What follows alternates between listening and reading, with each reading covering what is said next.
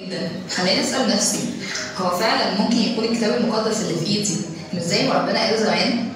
بدات ادور على اليوتيوب ولقيت عايزه اللي هو سنوده بتتكلم في الحته دي. شوفي يا بنتي، الكتاب المقدس هو كلمة الله الحي الثابتة إلى الأبد، واللي وعد إن السماء والأرض تزولان ولكن كلامي لا يزول. فأي محاولة تغيير أو تحريف الكتاب هتفشل، لأن ربنا نفسه صاحب الكتاب حافظ لكلمته. الحاجة التانية يا حبيبتي، الكتاب المقدس ما كتبوش شخص واحد، ده كتبوا أكتر من 40 كاتب على مدى حوالي 1500 سنة في 3 قارات مختلفة في العالم، وتترجم إلى كل بلاد العالم. تفتكر كتاب زي ده يا بنتي سهل إن هو يتحرف؟ صعب جدا كتاب بالحجم ده وبالتاريخ ده إنه يتحرف. بس كده يا سيدنا؟ يعني هي دي بس النقط اللي بتاكد لنا استحاله تحريف الكتاب المقدس؟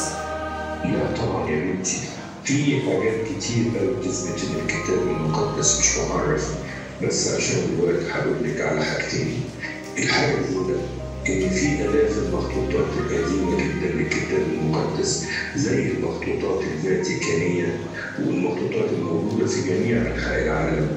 المخطوطات دي مكتوبة بلغات مختلفة كلها بتشهد على صداقة النص ووحدة العقيدة. الحاجة اللي أنا عايز أفهمها لك يا بنتي، إن الناس اللي بتهاجم الكتاب المقدس وبتقول إنه متحرف، اسأليهم هل عندكم نسخة أصلية مختلفة عن كل المخطوطات دي ومختلف عن الكتاب اللي بين إيدينا عشان تثبتوا إن الكتاب محرف؟ طبعا ما عندهمش ومش هيلاقوا. أخيرا يا بنتي عايز أطمنك وأقول لك مش ممكن أبدا يسمح ربنا إننا نكون في ضلمة وضلال.